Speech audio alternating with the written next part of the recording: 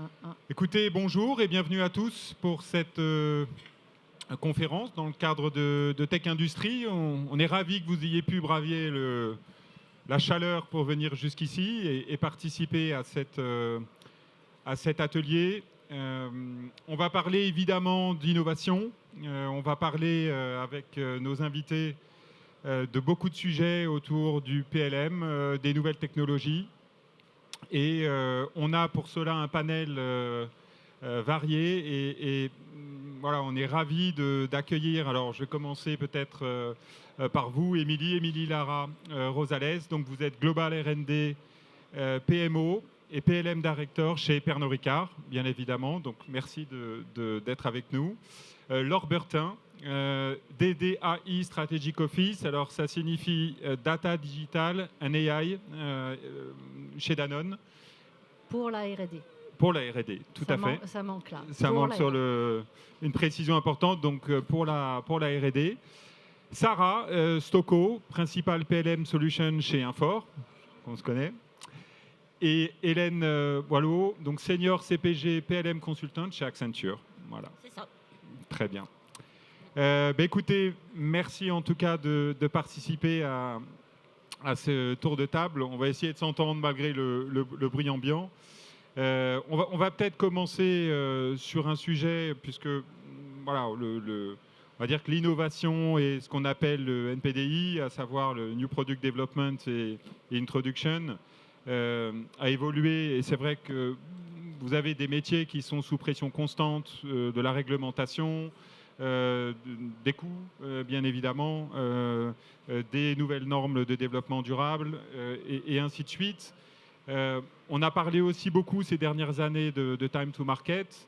Alors peut-être pour commencer sur ce sujet-là, avec vous, Laure, est-ce que finalement le time to market, aller vite, c'est toujours un sujet aussi important pour vous dans la création de vos produits? Alors le time to market, c'est important, mais si on veut démarrer un projet d'envergure de PLM, c'est pas un critère, c'est plus un critère engageant. C'est plus suffisamment engageant parce que tout projet digital va se réclamer d'un meilleur time to market. Même si je pense qu'il y a de toute façon toujours du potentiel de réduction du temps. Donc l'enjeu time to market, oui, mais pas comme un critère engageant.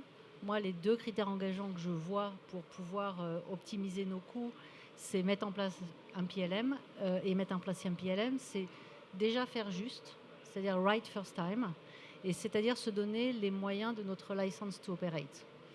Et les gains derrière ça, il y en a. C'est-à-dire les gains, c'est du cost avoidance, qui peut être significatif, c'est de l'efficacité entre équipes. Je ne parle pas de réduction des FTE, mais on a déjà de l'optimisation des coûts rien que par du license to operate. Et le deuxième enjeu que je vois, c'est le data. C'est-à-dire, data, ça invite énormément dans la conversation parce qu'en fait, c'est un accélérateur potentiel de AI. Et donc là, on peut faire de la réduction du time to market. On peut vraiment accélérer. Mais le speed to market, nos processus sont déjà super accélérés. Donc voilà. Très bien. Merci. Émilie, connaît Pernod Ricard évidemment et sa multitude de produits. Comment les enjeux NPDI se traduisent chez vous? Alors, chez nous, donc, on a sans doute le portefeuille le plus large en termes de vins et spiritueux. Donc, on est le deuxième acteur mondial des vins et spiritueux. Donc, souvent, les gens connaissent Pernod et Ricard, mais pas le reste des marques. Donc, d'un point de vue production, c'est pas très compliqué. Mais par contre, on a des enjeux très différents selon si on se parle de spiritueux, par exemple, maturés. Donc, on va être sur des temps de développement de nouveaux produits qui peuvent être parfois jusqu'à des dizaines d'années. Et des spiritueux ou des produits qui vont être non maturés et qui vont être formulés. Et là, du coup, on va se parler plutôt d'enjeux à quelques mois de développement, entre le moment, enfin, time to market de quelques mois. Et donc, on a vraiment un stretch et des vitesses très différentes selon la nature des produits, même si le processus de développement peut être relativement similaire. Et ce qu'on voit là récemment, c'est que bien sûr, tout doit être accéléré, mais en prenant compte en fait de ces contraintes de nature de produit. Et puis aussi, on voit que tout a changé d'un point de vue marché. Parce qu'en fait, la concurrence se complexifie, les barrières à l'entrée sur des choses qui ne sont pas vieillies ont baissé. Et donc, on voit qu'aujourd'hui, il y a des frontières qui sont de plus en plus floues entre les catégories. Et donc les gens qui vont s'en sortir dans notre industrie, c'est vraiment ceux qui vont réussir à réfléchir au-delà de la vue industrielle classique, mais plutôt se poser des questions de quels sont, vraiment partir du consommateur, quels sont les besoins, les occasions. Et on voit que ça navigue entre les spiritueux, les soft drinks, la food aussi. Donc c'est vraiment des enjeux d'innovation à différentes vitesses, mais aussi d'un point de vue matriciel, en partant vraiment de l'enjeu consommateur. Très bien. Donc, en fait, si je résume, on est plus aujourd'hui sur l'amélioration de l'efficacité d'exécution, finalement, que le time to market en tant que tel. Alors, peut-être transition parfaite sur le PLM et notamment le pourquoi d'un outil PLM, donc Product Lifecycle Management. Mais j'imagine, si vous êtes là, vous savez probablement ce que c'est. Donc, peut-être, Hélène, de par votre expérience, comment vous définiriez simplement le rôle d'un PLM dans un environnement de transformation produit et quels sont pour vous les leviers de valeur de ce type de programme? Alors, je vais quand même commencer par redire ce qu'est le PLM pour s'assurer que, même si probablement vous connaissez tous, mais c'est vraiment un système qui centralise l'ensemble des informations et des processus qui sont liés au produit. Et de sa conception jusqu'au lancement produit et sa fin de vie ou son retrait des rayons. Et donc, recettes, formulation, packaging, BOM, spécification. Voilà, c'est un ensemble d'informations qu'on peut trouver dans ce produit en CPG. Et c'est vraiment le système nerveux central de l'information produit. Ce n'est pas un système qui va remplacer l'ERP, c'est un système qui va fiabiliser l'exécution dans l'ERP. Donc là, c'est pour le PLM. Et Laure a commencé à en parler, quels sont les leviers de valeur pour implémenter un PLM, parce qu'on est parfois les parents pauvres de la transformation digitale. Donc, dans un premier temps, c'est inhérent au système, c'est une source de données unique, fiable, structurée et centralisée. Donc là, c'est un point clé en termes de valeur et en termes d'apport aux entreprises. C'est également, et ça on l'oublie parfois, c'est en termes de levier de valeur, c'est une expérience employée. C'est un levier RH pour les entreprises parce qu'on s'aperçoit que dans beaucoup d'entreprises, les données sont fragmentées entre des systèmes R&D, qualité, des SharePoint, des Excel, l'ERP. Et donc, une conséquence de tout ça, c'est que les équipes, et notamment les équipes R&D et qualité, elles s'épuisent à contrôler, rechercher, ressaisir, recopier.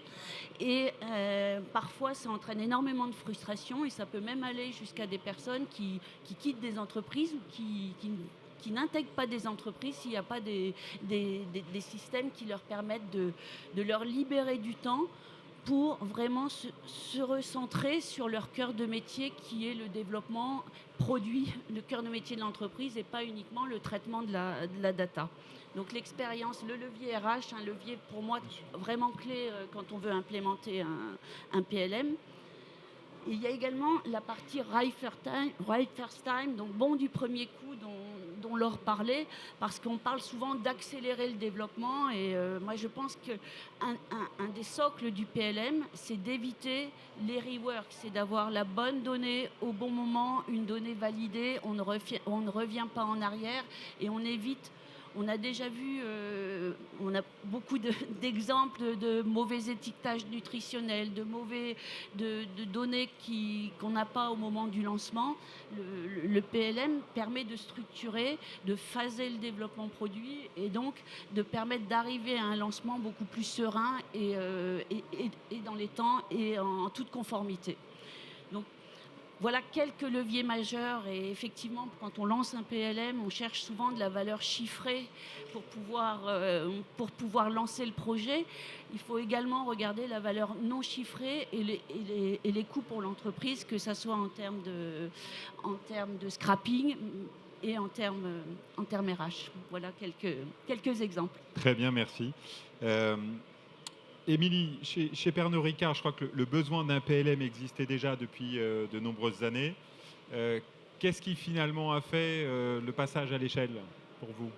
Alors nous, on est encore en train de structurer notre trajectoire là-dessus. Et en fait, je me suis noté des points parce que sinon je pourrais en parler pendant des heures. Donc ça fait 4-5 ans que le besoin est identifié et en fait c'est un besoin qui a été remonté par les équipes. Donc c'est vraiment les équipes R&D qui développent et d'ailleurs les équipes opérations qui ont remonté ce besoin en centrale. Et en fait on a exploré un peu les différents angles sur donc le time to market, on a regardé les coûts sur la partie achat, on a regardé tous les leviers de bénéfices. Mais on se rend compte que quand on parle d'efficiency sur la R&D, et c'est un terrain un peu glissant parce qu'on ne veut pas forcément aller sur un terrain où on va à la fin dire qu'on va supprimer des ressources, mais plutôt recréer du temps, redonner du temps à valeur ajoutée en fait, à ces ressources. Donc c'est très difficile de structurer un business case et on a exploré plusieurs voies. Et en fait, il y a 3 choses qui nous ont aidés à passer à l'étape suivante. Le premier, c'est qu'on est en train de globaliser la fonction R&D. Donc, on était avec une vingtaine d'équipes R&D à géométrie variable dans un groupe extrêmement décentralisé. Et on est en train de faire une fonction globale. Donc, ça veut dire qu'on est poussé par cette transfo à standardiser les process et aussi à améliorer notre capacité d'innover. Puisque aujourd'hui, on passe de fonctions très éclatées, avec des données éclatées, des process éclatés, à une fonction qui va pouvoir partager la connaissance, qui va pouvoir partager les projets, qui va pouvoir partager les données et partager tout ce qui a été validé en termes de fournisseurs, d'achats, etc. Donc ça veut dire le reuse et le platforming vont vraiment pouvoir être accessibles du jour au lendemain, quasiment à partir du moment où on sera là-dessus. Donc le premier point, c'est la transfo R&D et la globalisation de la fonction. Le deuxième point, c'est l'enjeu d'agilité. En fait, il y a tellement de pression aujourd'hui quand on regarde le contexte économique, donc la guerre qui influence le coût des matières premières ou le coût de l'énergie, la réglementation qui est de plus en plus, qu'il était déjà, mais de plus en plus un levier de guerre économique ou de puissance économique quand on regarde les tarifs, par exemple, aux US, dans des groupes qui ont un impact et une distribution internationale. En fait, ces éléments-là influencent énormément nos coûts, nos marges et notre capacité à pouvoir conserver des marges correctes. Donc en fait, l'enjeu d'agilité, il est clé. Et aussi, d'un point de vue innovation, ce qu'on voit, c'est qu'il y a des tendances qui se démarrent sur TikTok, sur les réseaux sociaux, sur Instagram, et qui prennent comme ça, et donc qui vont très vite. Donc il faut être capable aujourd'hui de répondre d'un point de vue développement de nouveaux produits, d'un point de vue d'agilité aussi industrielle, le footprint de manufacturing par exemple. Et donc pour ça, la base, c'est d'avoir vraiment des spécifications structurées qui permettent de passer d'un site à l'autre, qui permettent d'avoir cette flexibilité, de faire du niche-shoring là où c'est intéressant, de jouer avec des éléments qui vont de l'innovation aux taxes, à la réglementation, et donc vraiment transformer ça en levier de compétitivité. Et le troisième point, bien sûr, c'est la partie dont parlaient Laure et Hélène. C'est la partie, on est en pleine transfo ERP et Master Data. Et en fait, ça, c'est la partie la plus visible et la plus évidente d'un point de vue cash. Mais quand on regarde la donnée d'input qui va servir à cette donnée-là, en fait, c'est essentiel d'avoir une donnée structurée en amont de ce parcours-là. Et donc, c'est évident d'avoir cette brique PLM qui va structurer toute la donnée d'input pour aller servir et échanger avec Master Data et ERP. ERP, tout à fait. Très bien, donc c'est plutôt l'amont du projet. Peut-être, Laure, votre témoignage, parce que chez Danone, vous êtes déjà lancé dans un projet depuis maintenant un peu plus de 2 ans. 3 ans, 2 3 ans, ans et demi, même, 3 ans. voilà, le temps passe vite. Qu'est-ce qui fait qu'on passe finalement d'une idée à un projet structuré, financé, sponsorisé, notamment chez Danone et dans votre contexte? Ouais. Alors déjà, Émilie, il faudrait que tu me passes tes notes. Ça me permettra de revisiter pourquoi on y est allé au départ. Et du coup, en parler après coup, c'est plus facile de structurer les 3... Enfin, moi, je vois 3 facteurs clés pour qu'on en fasse un vrai projet. Premièrement, c'est le sponsorship. C'est-à-dire qu'on a besoin d'un engagement au plus haut, de quelqu'un qui dit « on y va », sinon on ne démarre pas. Donc ça, c'est numéro 1. Mais c'est vraiment important. Ce n'est pas des petits projets. Donc, il faut vraiment l'engagement. Le deuxième facteur que je vois, c'est l'engagement des fonctions. Parce que si on n'y prend pas garde, on pourrait se dire c'est un projet de la R&D, donc faites-le, faites-le dans votre coin, une fois qu'il est fait, on sera content. Non, c'est un projet, des fonctions opérations, il faut les engager au plus vite. Et une des façons de l'engager, en tout cas mon expérience, c'est de créer très très vite les points d'intégration avec l'écosystème. C'est-à-dire pas juste un stand-alone, mais on choisit 2 points d'intégration et on démontre la valeur. Et là, on crée l'engagement par l'intégration. Comme quoi la technique nous aide pour engager les people. Hein, voilà. Et le troisième facteur clé de succès que je vois, c'est de positionner ce PLM comme une pièce maîtresse du end-to-end design to delivery. C'est-à-dire que, bien sûr, par rapport à un ERP, c'est pas aussi gros. Ça sera jamais aussi gros. Mais c'est pas moins important. Et en fait, ça doit aller dans le storytelling. On doit dire ce projet est important. J'ai une petite anecdote, vous m'avez demandé de la partager, donc je vais la partager. Nous, on est allé jusqu'au nom du projet. Chez Danone, on aime bien donner des noms issus de la mythologie grecque. Donc, on a appelé notre projet Cybèle. Cybèle, c'est l'équivalent de Rhea dans la mythologie grecque. Et Rhea est la déesse de la création, donc on a trouvé que ça résonnait bien avec le design. Hein. Mais aussi, Rhea, en fait, elle monte très haut dans la hiérarchie de la mythologie. Elle fait partie des 12 titans. Et donc, elle est assise à la table de notamment Thémis. Et Thémis, c'est le nom de notre ERP. Et donc, on a dit, on ne descendra pas plus bas dans la hiérarchie. On mange à la table de Thémis. Voilà, donc c'est important, c'est une pièce maîtresse. Et il faut que les fonctions de la compagnie, au-delà de la R&D, le comprennent. Voilà. Et le dernier point, peut-être petit conseil, c'est que ça peut être gros. Donc, il faut quand même couper l'éléphant au départ. On ne peut pas tout intégrer tout de suite. Il faut choisir ses points d'intégration. Et votre projet concerne de nombreux sites industriels au travers le monde. Oui, alors on ne va pas connecter nos 200 usines Bien tout sûr, de suite. Hein, mais en tout cas, on a réussi l'intégration de la baume, qui est un point d'intégration majeur. On l'a fait sur une usine, on va en faire sur 10 et on va y aller petit à petit. Voilà. Très bien. Sarah, vous voyez évidemment de nombreux clients au travers de leurs projets en amont ou en aval pour ce qui est de leur cycle de vie. Au travers de toutes les entreprises industrielles que vous croisez, finalement, où est-ce que vous pensez que ces solutions apportent le plus de valeur aujourd'hui ? Oui, merci Frédéric, déjà pour la question. Moi, je voulais surtout rebondir sur le propos de Laure au sujet du positionnement du PLM dans le end-to-end design to delivery, parce que je trouve que l'image de Cybèle et Thémis est très parlante, parce qu'elle nous dit quelque chose de très important, c'est-à-dire que le PLM ne doit pas être vu comme un sous-domaine de l'ERP, il doit être vu plutôt comme un pair et donc être assis à la même table. Et effectivement, dans l'accompagnement de ma fonction au sein d'Infor en tant qu'éditeur et donc au contact des industriels au quotidien, je vois encore cette image du PLM comme étant le petit frère de l'ERP. Mais alors, évidemment, l'ERP est fondamental, hein, il exécute et il est le maître de tout ce qui est finance, achat, production, supply chain. Mais quand il s'agit du produit, c'est le PLM qui structure en amont. Donc c'est vraiment la donnée produit, donc on en a parlé, hein, les recettes, les spécifications matières premières, packaging, la donnée produit au sens large.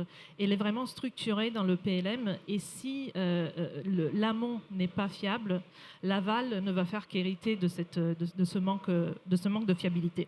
Et c'est pour cela qu'en fait j'irai un peu plus loin. Je dirais que non seulement il n'est pas le petit frère de l'ERP, mais le PLM est plutôt le père ou la mère peut-être de famille de la donnée produit.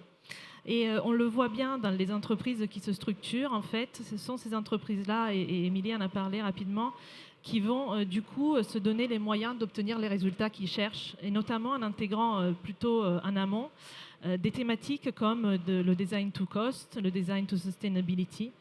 Et en fait, dans l'optique qu'une contrainte qui est découverte tardivement, finalement, n'est qu'un frein, elle est subie, alors qu'une contrainte qui est découverte plus tôt, elle peut devenir un vrai levier de valeur et un vrai levier de conception.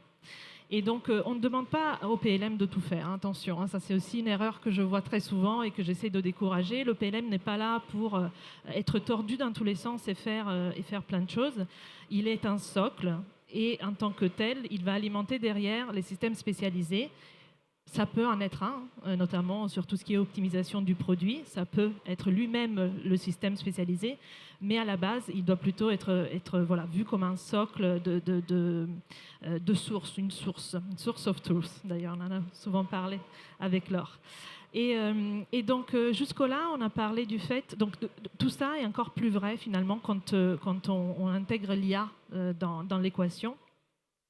Parce que si la donnée en amont est fragile, l'IA ne va faire qu'amplifier cette fragilité. Donc nous, on a vraiment comme objectif de fiabiliser la donnée en entrée pour faire en sorte que l'IA puisse vraiment venir générer de la valeur au quotidien des utilisateurs. Et en fait, si la donnée est structurée, l'IA va permettre d'aider au quotidien. Sinon, elle va plutôt donner une fausse impression de maîtrise, ce qui est quand même assez dangereux in fine. Donc, ce que j'ai dit jusque-là, c'est que le PLM va, en fait, au fur et à mesure, optimiser le RP. Mais on peut aussi aller plus loin et imaginer d'optimiser l'optimisation, finalement. Parce que l'NPDI n'est rien d'autre qu'un processus. Et en tant que tel, il peut être analysé, étudié, comparé avec le standard et ensuite optimisé, amélioré. Et c'est là que le process mining rentre en jeu. Et ensuite, le machine learning, l'IA, l'agentique. Finalement, on a parlé de time to market. Le time to market est le temps qu'on met à mettre un produit sur le marché. Le right first time est le temps, nous dit plutôt combien de boucles on évite dans ce processus.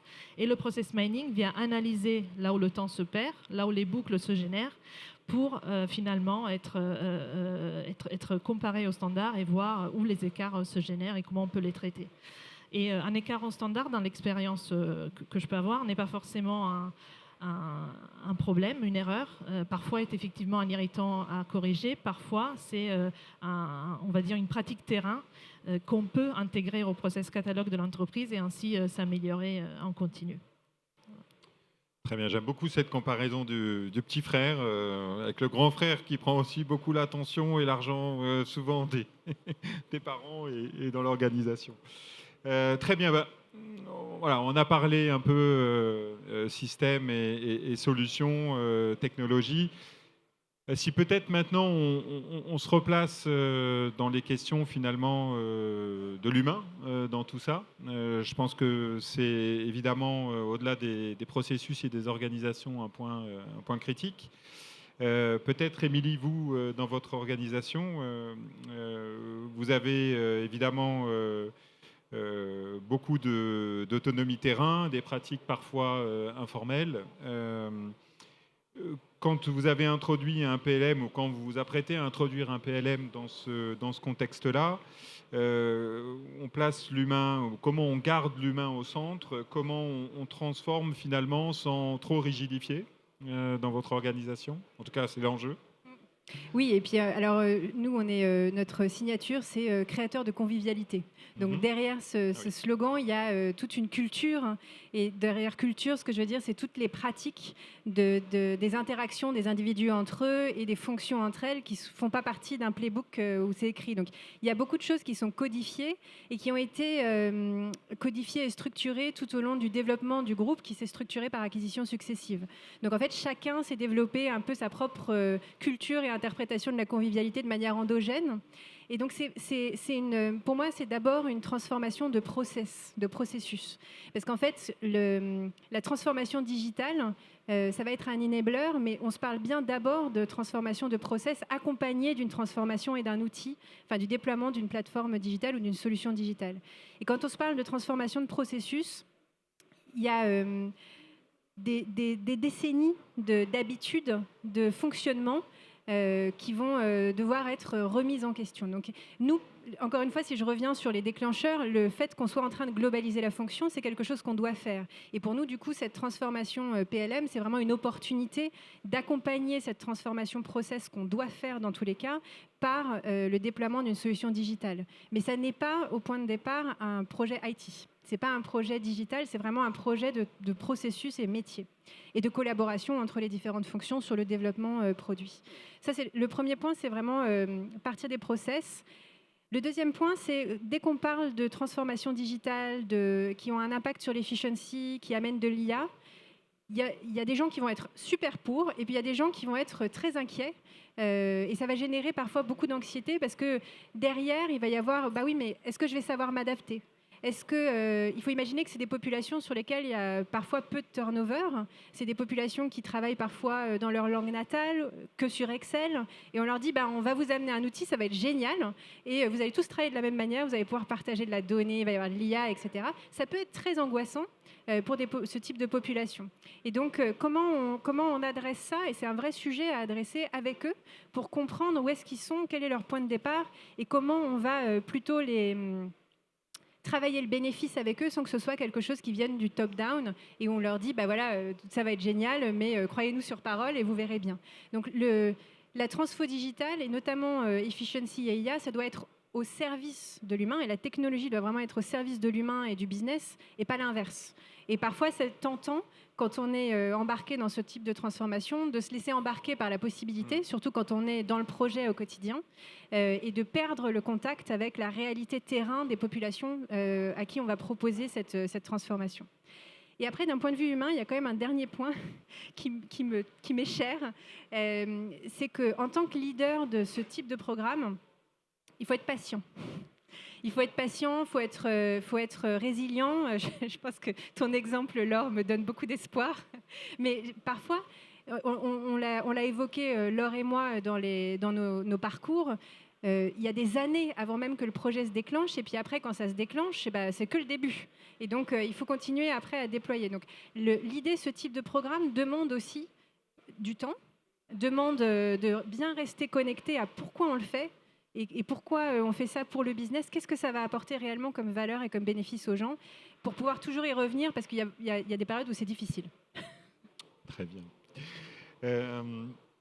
Alors Hélène, si je reviens peut-être côté accompagnement du changement, de par votre expérience et les projets sur lesquels vous êtes confrontés ou vous accompagnez, quels sont finalement les facteurs clés de réussite de ces transformations et peut-être aussi les pièges à éviter? Qu'est-ce que vous pouvez partager comme expérience là-dessus? Donc, tout d'abord, je vais revenir sur ce qu'Émilie disait sur la crainte, la résistance, la peur. Et effectivement, ce qui transparaît dans le témoignage et notre expérience, ce qu'on voit, c'est que la réussite d'un projet PLM est rarement, ou en tout cas pas uniquement liée à la technologie et liée à l'outil, mais elle est principalement liée à l'humain. Et donc c'est pour ça qu'on parle de transformation, on ne parle pas d'implémentation d'outils, on parle d'une transformation. Et donc un des premiers leviers, c'est d'embarquer au plus tôt les bonnes personnes. Et quand on dit embarquer les personnes, c'est vraiment cartographier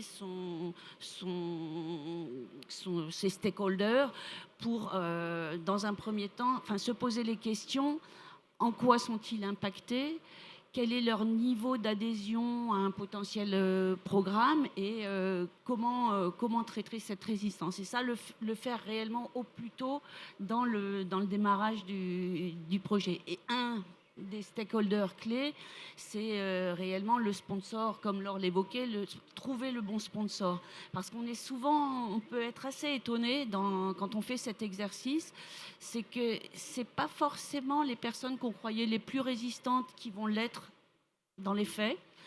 Et c'est pas forcément les personnes les plus hauts dans la hiérarchie qui vont forcément être les meilleurs sponsors.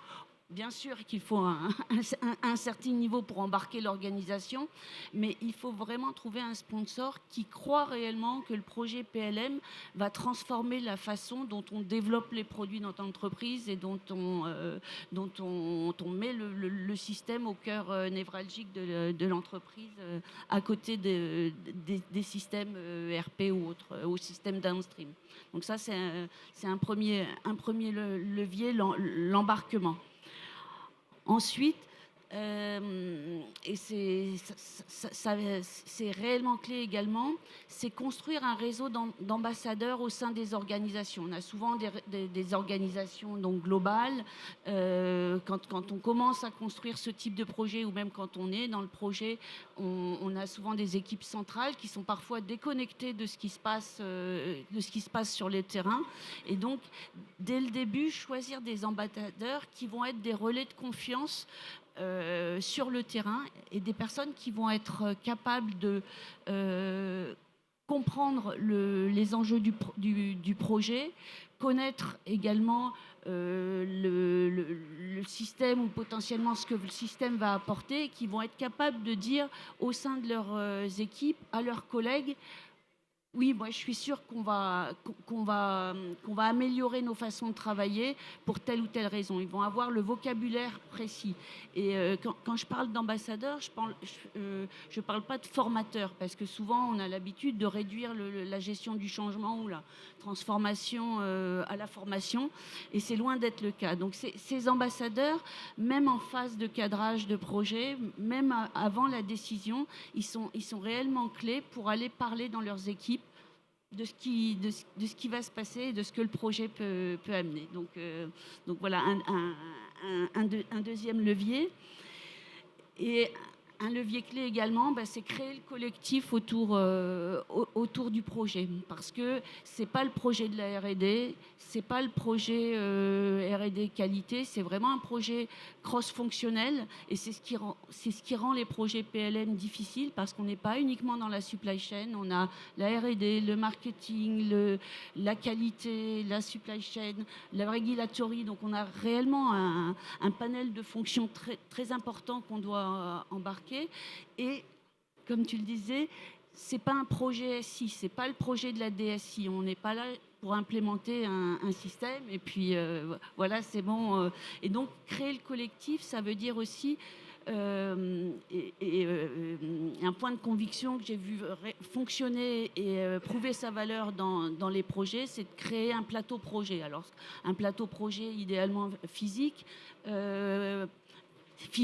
et ou virtuel, où on fait collaborer dans le même espace l'ensemble de ces fonctions.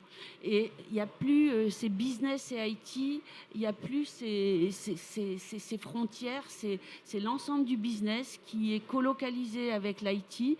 On parle data, on parle processus, on parle le même langage, et même des points, on va dire, d'organisation ou des points organisationnels se résolvent bien plus rapidement quand on a toutes ces personnes au sein de ce même plateau. On prend également bien sûr des décisions plus rapidement quand on veut avancer sur le projet. Et créer le collectif, alors un petit tip, c'est leur en parler, c'est aussi choisir ensemble un nom de projet. Et un nom de projet, c'est pas un nom d'outil, c'est pas déploiement Infor ou implémentation du PLM.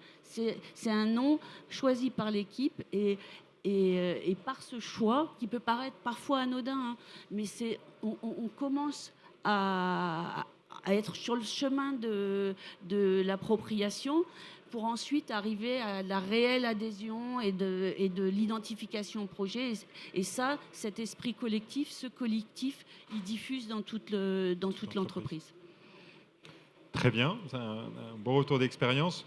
Peut-être, Laure, vous qui avez maintenant passé l'étape du concret dans le projet, comment finalement on passe des data models et design de processus à finalement embarquer tout le monde dans la création, la saisie, le maintien de ces données au quotidien? Comment vous avez embarqué les opérationnels finalement derrière dans le projet?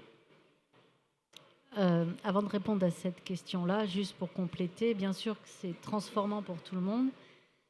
Rien que de penser, si on n'a pas de PLM, ça veut dire que ERP va faire plus qu'il ne devrait faire. Ouais. Donc à partir du moment où on décide de mettre en place un PLM, j'appelle ça remettre l'église au milieu du village. Donc en fait, du coup, ça transforme tout le monde. Ouais. C'est-à-dire que surtout quand on fait les points d'intégration, on a de la résistance au départ, mais voilà, il faut embarquer tout ça. Donc c'est très transformant. Et la data en particulier est un élément super transformant de ces projets-là. Alors pourquoi ? Parce que d'abord, je ne pense pas qu'on soit super bien équipé dans les boîtes à gérer la data, et il va falloir qu'on le fasse, et il faut le faire. Et du coup, à partir du moment où on se lance dans un projet comme ça, avec les fondations data comme un critère important, ça pose le débat sur quelles sont nos sources of truth, où est-ce que doit être la donnée, est-ce qu'elle doit être dans le PLM, est-ce qu'elle doit être dans le ERP. Ça pose ensuite la question de la comptabilité, de qui doit maintenir les datas. Et à partir du moment où on a posé la comptabilité, il forcément, c'est engageant pour une fonction vis-à-vis de l'entreprise. C'est-à-dire en R&I, on est accountable sur ces données-là, il va falloir les maintenir. Donc il faut convaincre dans sa propre fonction, au niveau, en disant il va falloir mettre en place des ressources pour que la R&D maintienne ces données. C'est sérieux. Et au plus haut niveau, ce n'est pas très difficile à engager parce que quelque part, être maître du data, c'est exister aussi dans l'entreprise. Donc c'est une opportunité pour la fonction d'être une pièce importante dans le end-to-end product management. Et la R&D, si elle n'a pas de rôle dans le product management, moi, ça me questionnerait un petit peu quand même. Donc, ce n'est pas difficile d'engager le top de la R&D sur ce besoin-là, cette transformation-là. Les opérationnels, grâce à l'IA, je crois, ont compris. Ils comprennent parfaitement maintenant l'intérêt de maintenir la donnée. Il y a 10 ans, honnêtement, pourquoi je le ferais ? Ok, je le maintiens dans mon Excel à tel endroit, je l'ai la donnée. Non, mais on est en train de se parler d'autre chose. On est en train de se créer les fondations. Donc ça, ils le comprennent. Après, il faut les aider à passer le cap de le faire. Et les aider, c'est peut-être par l'outil. Moi, j'insiste énormément sur comment on enlève la saisie manuelle des données sur les specs ingrédients packaging, soit par du supplier portal, soit par de semi-automation de la saisie des données, mais il faut leur donner envie de le faire. Voilà, donc all in all, j'espère que j'ai répondu à la question. Très bien, merci. Peut-être Sarah, pour terminer sur ce sujet-là, comment on fait en sorte finalement que ce qu'on met en place soit adopté et soit pas vu comme une couche de complexité supplémentaire Quel est votre retour d'expérience là-dessus ? Oui, alors sur le sujet adoption, je pense que le premier point, c'est vraiment qu'une solution doit être pensée pour l'industrie qu'elle sert. Et donc, on ne conçoit pas en fait un processus d'innovation dans l'agroalimentaire comme on le ferait dans la mode ou dans l'automobile. Et donc, à partir de là, il s'agit de faire en sorte que les utilisateurs s'y retrouvent. Et pour ce faire, il faut que les solutions parlent leur langage finalement. Et donc, c'est que comme ça qu'on va rester au maximum proche de standard de la solution, sans la tordre, sans surcomplexifier finalement la configuration. Ensuite, donc, une fois qu'on a parlé de fonctionnalité, fondamentale bien sûr, mais l'autre volet, c'est vraiment l'expérience utilisateur. Et donc, en termes d'expérience utilisateur, là, il faut vraiment imaginer une solution qui soit le plus possible flexible, pour faire en sorte qu'on ne propose pas la même expérience ou la même interface à tous les rôles, à tous les métiers. Donc il faut vraiment avoir la possibilité de configurer, de personnaliser les espaces de travail, les vues, les formulaires, les actions à mener, etc. Et là aussi, donc, l'IA commence à jouer un rôle important. On vient d'en parler, l'IA, les agents. Mais avant même de parler d'IA agentique, juste en restant sur l'IA, l'idée c'est vraiment, comme on a déjà commencé à le dire, c'est que l'IA vienne soulager finalement les utilisateurs des tâches à faible valeur ajoutée. Pourquoi ? Parce que ces tâches-là peuvent aussi créer une certaine friction, peuvent aussi frustrer les utilisateurs au jour le jour. On est humain, on a envie d'être valorisé. Et donc, si l'IA enlève cette couche-là, réduit cette friction, derrière, on va pouvoir se dédier à des choses plus intéressantes et créer vraiment de la valeur finalement. Donc, quand on parle d'IA en ce sens-là, c'est vraiment aider dans la recherche d'une information, synthétiser un document, extraire de la donnée de manière plus simple. Et ensuite, avec l'agentique, on va un cran plus loin parce que l'utilisateur ne se contente pas uniquement de rechercher ou d'accéder à l'information, mais il va vraiment dialoguer avec les agents et il va essayer de commencer à déléguer certaines tâches. Donc là, on imagine par exemple un agent qui puisse identifier pourquoi le temps se perd dans un processus ou pourquoi un workflow est arrêté à un certain endroit et proposer, non seulement détecter, mais aussi proposer des actions à mettre en place par la suite.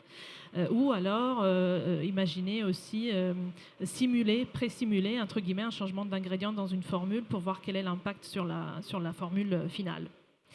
Ou même sur le produit fini. Et donc pour moi, disons, la direction de fond est vraiment là. Pendant longtemps, on a demandé aux utilisateurs de s'adapter à la solution. Maintenant, de plus en plus, c'est la solution qui doit s'adapter aux utilisateurs. Et donc, pour rejoindre le point du début, finalement, on a parlé du fait que la solution doit parler le langage de l'industrie. Et par contre, maintenant, avec l'IA et les agents, ils parlent aussi de plus en plus le langage des utilisateurs. Et c'est vraiment ça qu'on crée l'adoption durable, finalement, en rapprochant la technologie du métier réel des utilisateurs pour tirer vraiment parti de l'IA et créer de la valeur durable. C'est très clair. Alors, on est pile dans les temps, peut-être à 1 ou 2 minutes près, peut-être pour conclure. Est-ce que vous avez un dernier conseil pour les gens qui sont là à donner Un conseil, en tout cas, pour peut-être un résumé en quelques mots, hein, c'est d'abord la data, comprendre où est votre donnée, quelle est votre donnée, qui own la donnée, à quoi elle sert, les process. Ensuite, seulement, on parle d'outils, on choisit un outil. Et bien sûr, les people en transversal, du début à la fin, du début de l'idée du projet jusqu'à son implémentation. Et ensuite, avec un people clé, le sponsor. Très clair. Sarah ? Oui, moi je dirais, on est dans un monde qui va de plus en plus vite, de plus en plus contraint, de plus en plus concurrentiel. Donc là, le PLM devient vraiment un levier de différenciation parce que finalement, toute entreprise est déjà dotée d'un ERP, l'exécution est très bien outillée. Mais c'est grâce justement à ce socle solide et à une maîtrise des processus qu'on va pouvoir tirer parti d'une IA pragmatique au service des utilisateurs et donc des sociétés, en fait. Laure ? C'est une opportunité pour les fonctions de se parler. On se parle beaucoup et on progresse ensemble. Donc il y a un côté humain très fort. Voilà. Très bien, merci. Émilie, le mot de la fin ? Non, je pense que c'est vraiment... je suis d'accord avec tout ce qui a été dit. Peut-être un point en plus sur ceux qui démarrent leur trajectoire, c'est de regarder où est-ce qu'il y a de la complexité aujourd'hui qui génère de la valeur et où est-ce qu'il y a de la complexité qui ne génère pas de valeur. Parce que c'est là où potentiellement on va pouvoir trouver vraiment des pain points métiers et business. Et ça va être le point de départ en fait. Pareil pour le risque. Donc vraiment partir de l'existant pour voir après, parce qu'on peut imaginer d'aller très loin, mais on part toujours d'un point qui est différent selon chaque entreprise. Super. Écoutez, merci beaucoup à toutes les quatre pour vos témoignages très enrichissants et très intéressants. On peut les applaudir, en effet.